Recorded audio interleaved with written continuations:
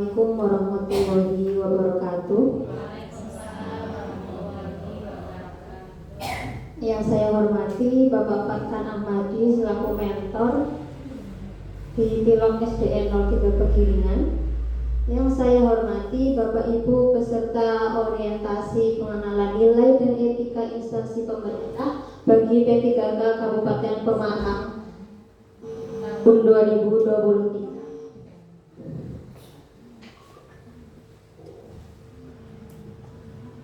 Gerakan literasi sekolah untuk meningkatkan budaya baca peserta didik ini adalah tema yang saya angkat, yang saya ambil. Sebelum ke rencana kerja, saya akan membacakan bab 1, pendahuluan. Yang pertama adalah latar belakang masalah, yang B maksud dan tujuan, dan yang C waktu dan tempat.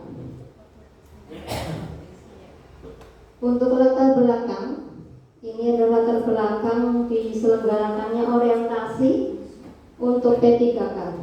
Sebagai ASN dalam menjalankan tugasnya diperlukan pembekalan atau orientasi tugas dan fungsi, nilai-nilai serta etika jabatan sehingga nantinya dapat memenuhi core value berakhlak dan employer branding ASN, bangga melayani bangsa sebagai transformasi budaya kerja ASN.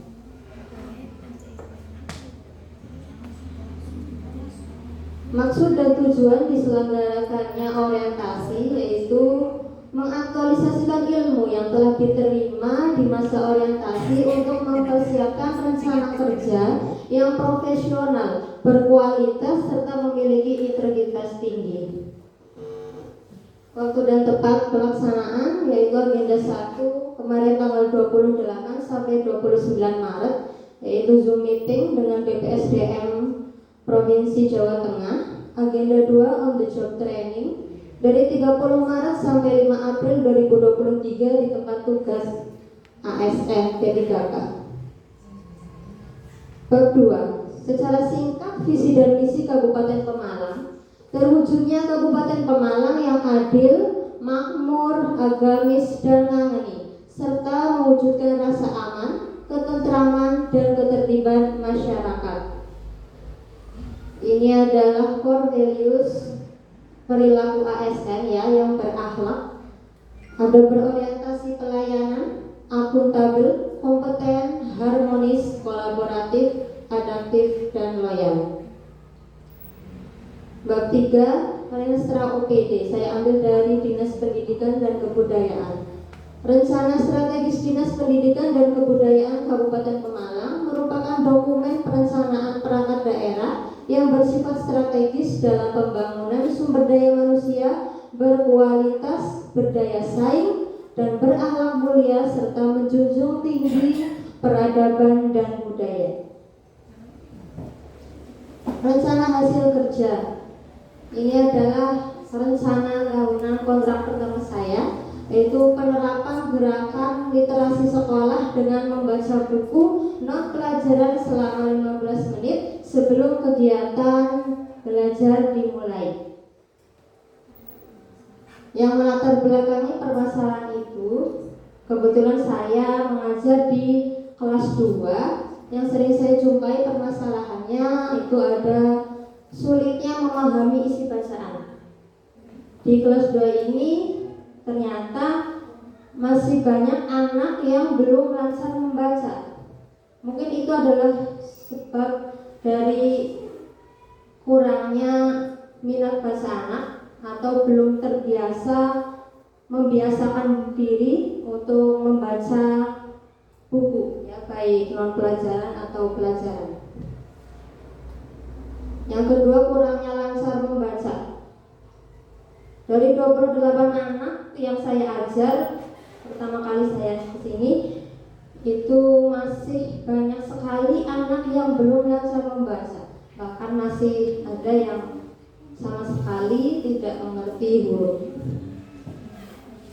Yang ketiga adalah belum mampu berpikir dan bernalar kritis. Untuk mempunyai kemampuan berpikir dan bernalar kritis itu harus adanya kebiasaan membaca. Karena dari membaca nanti kita mengetahui isi, mengetahui informasi, dan bahkan mampu berpikir dan bernalar kritis. Yang terakhir ini permasalahannya, tantangan saya ini belajar mengajar menjadi tidak efektif. Kenapa belajar mengajar tidak efektif? Karena dari sebagian murid itu masih banyak yang belum lancar membaca. Makanya saya seperti berkelompok, jadi ada anak yang sudah lancar, ternyata ada anak yang belum lancar, nah itu menghambat belajar mengajar di kelas. Pelaksanaan kegiatan untuk yang pertama, membiasakan membaca buku selama 15 menit sebelum belajar. Ini biasanya saya menyuruh anak untuk mengambil buku, tapi non pelajaran di waktu pagi hari.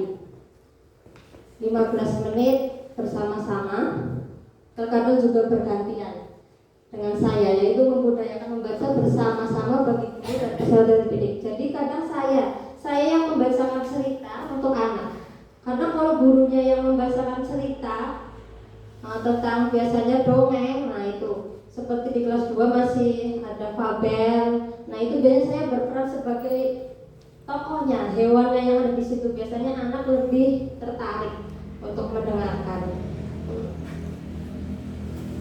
Yang terakhir, rencana saya ini membuat jadwal berkunjung ke perpustakaan. Kenapa harus dibuat jadwal? Karena menurut saya kalau sudah ada jadwal itu nanti anak mempunyai tanggung jawab. Oh ini hari Senin kelas 1 harus ke perpustakaan, hari Selasa kelas 2 dan seterusnya. Itu nanti akan membentuk suatu kebiasaan, walaupun memang sedikit memaksa ya, karena jadwal itu berarti harus dipaksa dulu. Karena memang kalau sudah dipaksa, terbiasa, dan nanti insya Allah akan membudaya. Hasil yang saya harapkan, kegiatan membaca jadi membudaya. Itu nanti literasi membaca itu jadi membudaya. Yang kedua, meningkatkan kemampuan membaca yang tadinya belum lancar, karena terbiasa membaca jadinya lancar membaca. Yang ketiga, bernalar dan berpikir kritis. Ini kenapa saya sampai berpikir seperti itu? Kalau kelas 2 mungkin yang masih bisa dibimbing. Contohnya misalnya kalau sedang diskusi, kadang kan anak disuruh diskusi atau kelompok menyelesaikan masalah tertentu, itu masih bingung dan masih perlu dibimbing. Apa sih maksud dari soal itu? Apa sih maksud dari permasalahan itu? Tapi selain dari kelas 2, saya melihat di kelas 5 pada saat pelaksanaan asesmen nasional. Nah, di situ soal yang ada di asesmen nasional itu kebanyakan kan, bukan hanya kebanyakan, malah itu penalar semua menurut saya. Literasi itu butuh berpikir dan bernalar, ya. Bernalar atau berpikir kritis.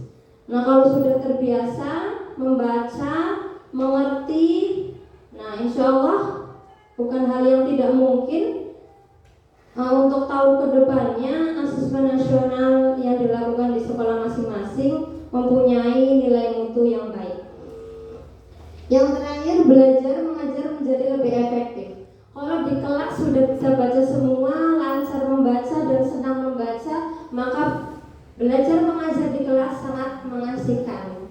Itu adalah hasil yang saya harapkan.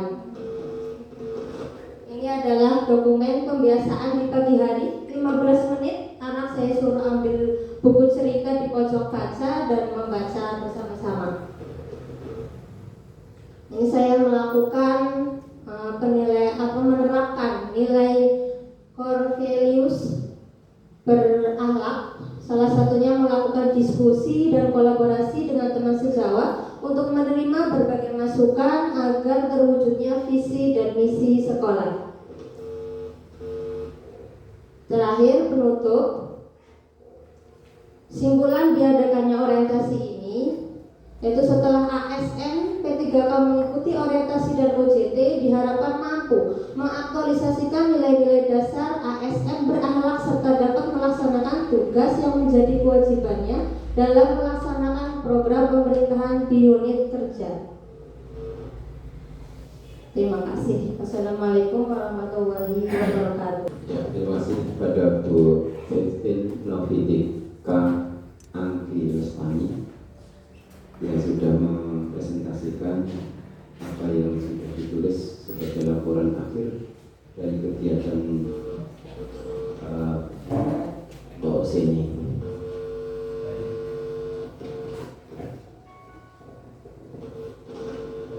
Penguatan dengan minat baca juga, bacaan tentunya ini juga menyentuh langsung karena ada di Satuan Pendidikan SD Negeri 03 Pekiringan yang kebetulan Bu Tika ini mengajar di kelas 2 ya, mengajar di kelas 2 yang tahun depan juga nanti generasi benar-benar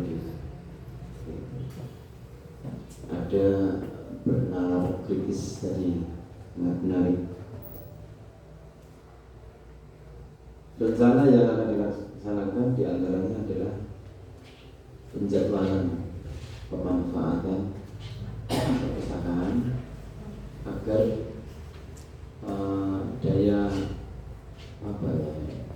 daya baca siswa kelas 2 itu jauh lebih baik dibandingkan tahun-tahun yang lalu atau saat ini. Seperti itu. Memang terus bukti bahwa kelas 1-2 kecepatan membaca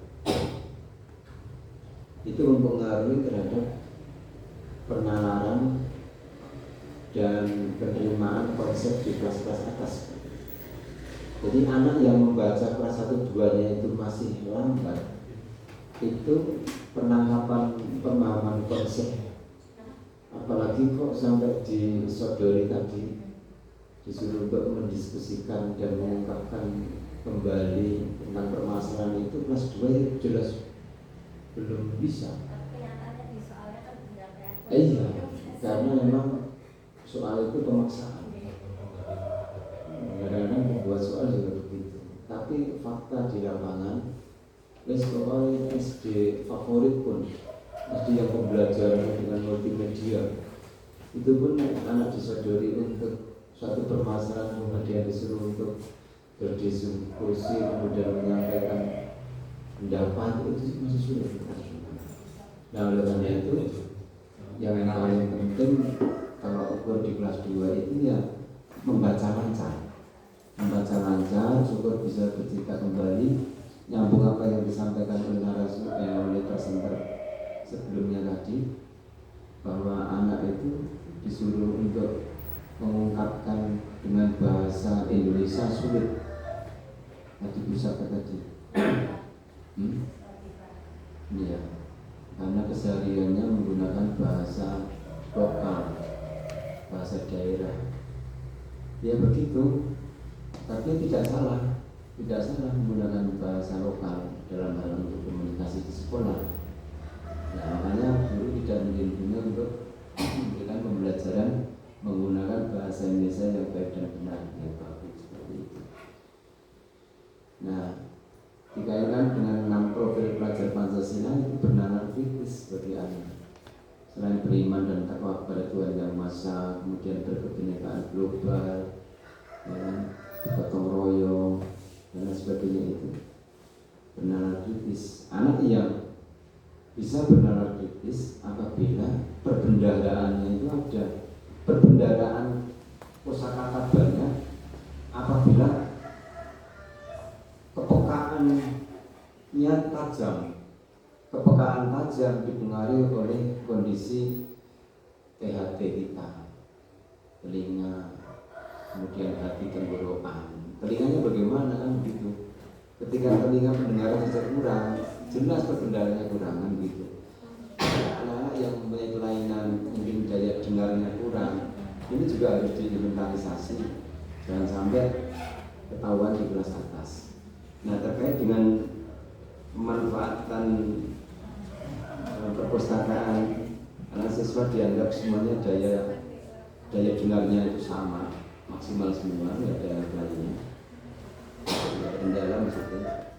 Ya berarti tinggal pemanfaatan secara maksimal fasilitas yang ada, yaitu sebuah perpustakaan. Buku banyak sekali, Bu. Buku banyak sekali, tapi mungkin hampir sama